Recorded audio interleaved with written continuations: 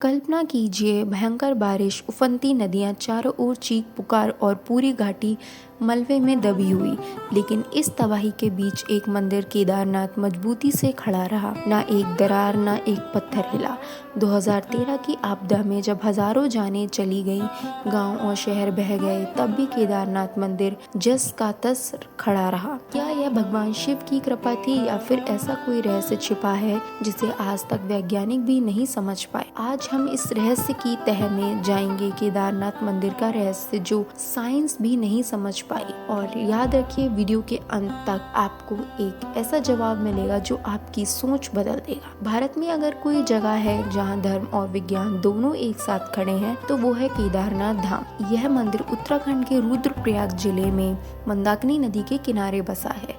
यह 12 ज्योतिर्लिंगों में से एक है और माना जाता है कि यहाँ भगवान शिव स्वयं विराजमान है। लेकिन इस मंदिर की खासियत सिर्फ धार्मिक नहीं है, बल्कि ये भारत की सबसे रहस्यमय संरचनाओं में से एक है। कहते हैं कि महाभारत युद्ध के बाद जब पांडवों ने हजारों लोगों का संहार किया तो उन्हें पाप मोचन के लिए भगवान शिव की शरण लेनी थी, लेकिन शिव उनसे रुष्ट थे और वे छिप गए केदार क्षेत्र में एक बैल के रूप में। पांडवों ने उन्हें पहचान लिया और जब भीम ने उस बैल की पूंछ पकड़ने की कोशिश की तो भगवान शिव धरती में समा गए और उनका कुबड़ केदारनाथ में प्रकट हुआ। इसीलिए इस स्थान को केदारनाथ कहा गया। केदार का अर्थ होता है कुबड़।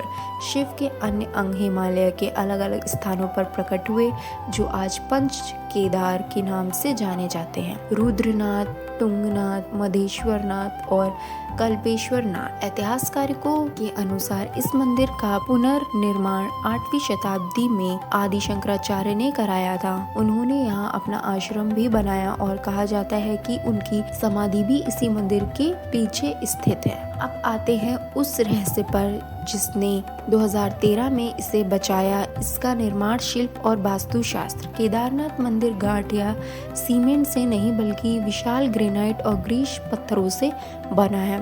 इस पत्थर को आपस में इंटरलॉकिंग तकनीकी से जोड़ा गया है, यानी पत्थर एक दूसरे में फंसे हुए हैं बिना किसी धातु या घारे के। इससे जब भूकंप या बाढ़ जैसा झटका लगता है तो पत्थर हिलते हैं, लेकिन पूरी संरचना नहीं टूटती। यह तकनीकी आज भी आधुनिक इंजीनियरों को हैरान करती है। मंदिर की दीवारें लगभग 12 फीट मोटी हैं और इसकी नींव सॉलिड रॉक पर बनी है। कोई पुरातत्वविदों का मानना है कि मंदिर की नींव उतनी ही गहरी है जितनी उसकी ऊंचाई, यानी जमीन के नीचे जितना मंदिर दिखता है उतनी ही हिस्से नीचे धंसे हुए हैं। माना जाता है कि मंदिर का स्थान यादृच्छिक नहीं चुना गया।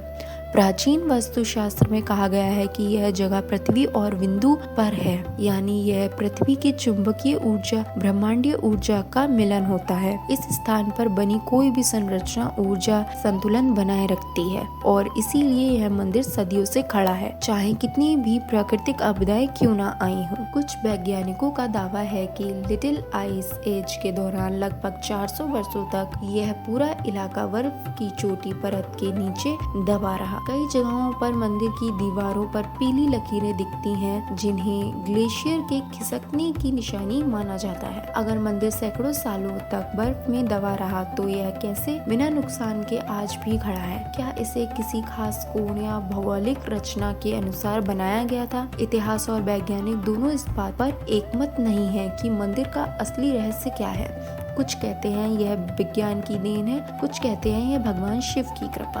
लेकिन असली परीक्षा तो 2013 में हुई, जब प्रकृति ने सबसे विनाशकारी रूप में पूरे केदारनाथ को निगलने की कोशिश की और फिर जो हुआ उसने दुनिया को हैरान कर दिया। 2013 की आपदा कैसे फूटा जल प्रलय। 16 जून 2013 की रात चौराबाड़ी ग्लेशियर के पास स्थित गांधी सरोवर का बांध टूट गया। इस झील में ग्लेशियर का पानी जमा था और जब बांध टूटा तो लाखों लीटर पानी नीचे की ओर बह निकला। इस घाटी को वैज्ञानिक को कहा गया, यानी झील का अचानक फटना। इस सैलाब ने पहाड़ों, गांवों और रास्तों को अपने साथ बहा दिया। मंदाकिनी नदी उफन पड़ी और अपने रास्ते में आने वाली हर चीज को तबाह कर दिया। उस रात हजारों लोग मारे गए, सैकड़ों लापता हो गए और पूरा केदारनाथ कस्बा मलबे में दब गया। जब सब कुछ मिट गया तो मंदिर खड़ा कैसे रह गया? यही तो सवाल है जिसने हर वैज्ञानिक और श्रद्धालुओं को हैरान कर दिया। मंदिर के पीछे एक विशाल चट्टान आकर अटक गई। स्थानीय लोग उसे भीमशिला कहते हैं। यह चट्टान बाढ़ की धारा के साथ बहती हुई आई और मंदिर के पीछे फंस गई। इसने नदी की पूरी दिशा बदल दी, जिससे पानी का मुख्य बहाव मंदिर से टकराने की बजाय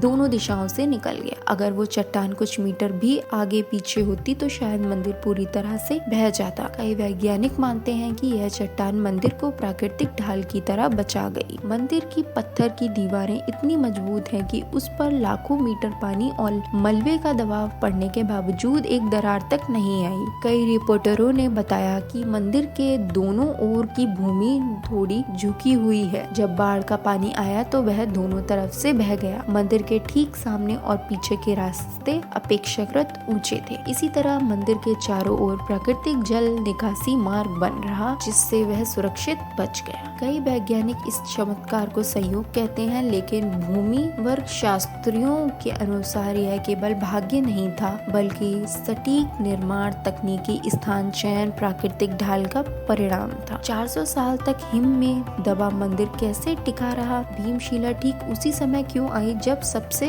जरूरत थी? नींव कितनी गहरी है? क्या सच में उतनी जितना कहा जाता है? अब सभी प्रश्नों के स्पष्ट उत्तर आज भी नहीं मिले हैं। आपदा के बाद सरकार और वैज्ञानिकों ने मंदिर क्षेत्र का वैज्ञानिक पुनर्निर्माण किया। नई संरचनाएं, नालियां और ढालियां बनाई गई ताकि भविष्य में ऐसी आपदा दोबारा ना हो। मंदिर को कोई नुकसान नहीं हुआ था, लेकिन उसके आसपास के सभी भवनों का पुनर्निर्माण हुआ। आज केदारनाथ पहले से ज्यादा व्यवस्थित, सुरक्षित और सुंदर दिखता है। अब सवाल वही है, क्या भगवान शिव की कृपा थी या प्राचीन इंजीनियरिंग का कमाल? शायद दोनों थे, क्योंकि अगर आप गौर करें तो जहाँ विज्ञान रुक जाता है वहाँ आस्था शुरू होती है, और जहाँ आस्था अंधी नहीं बल्कि ज्ञान से जुड़ी हो वहाँ चमत्कार भी संभव हो जाता है। केदारनाथ मंदिर हमें यही सिखाता है, विश्वास और ज्ञान दोनों जब साथ हों तो विनाश भी पराजित हो जाता है। तो दोस्तों, यह था केदारनाथ मंदिर का वो रहस्य जो आज भी विज्ञान के लिए पहेली और श्रद्धालुओं के लिए आस्था का प्रतीक है। अगर आप भी मानते हैं कि भगवान शिव ने इस मंदिर की रक्षा की तो हर हर महादेव कमेंट में जरूर लिखिए। और हाँ, ऐसे ही और